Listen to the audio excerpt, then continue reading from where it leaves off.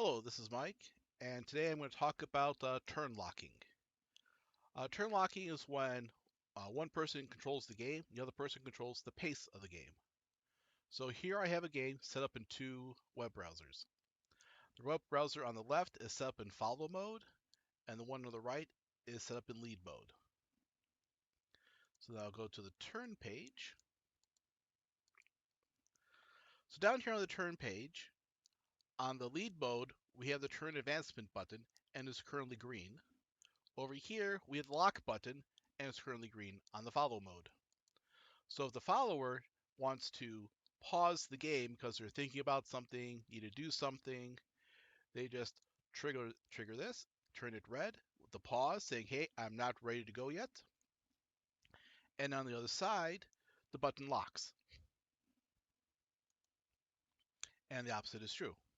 So when the button is green, you go next step. And then as you're doing stuff on the plotting page or looking at the arcs tab, this turn over here will start flashing red after a couple seconds. I think it's 30 seconds or so. And what that will tell you is, hey, you are still locked. If you're done doing stuff, go unlock yourself.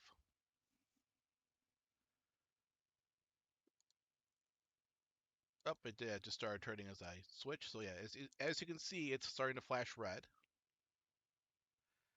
And so if we click on it, say, hey, we're now unlocked, you see over here on the lead side, the turn button's flashing green.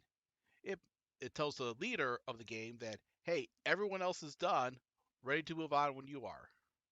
So if the leader is like still plotting or looking at the arcs page, they know that everyone else is done and they're all waiting on him. Some pages like adjust EOT and move ships on the virtual map do not lock automatically because unlike the physical face-to-face game, you don't need to actually move things around on a physical map. Ships. Also, when you click the turn advance button, there's a 10-second delay, so you don't accidentally double click it.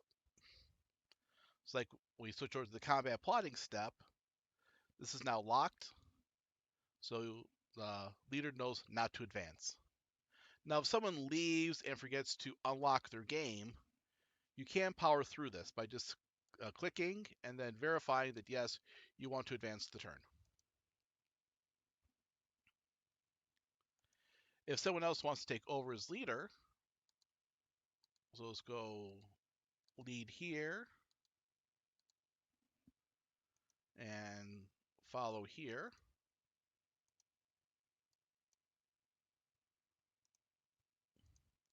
The first time that you take over, you'll get a message saying, you're not the person that last advanced the turn. Do you wish to seize control?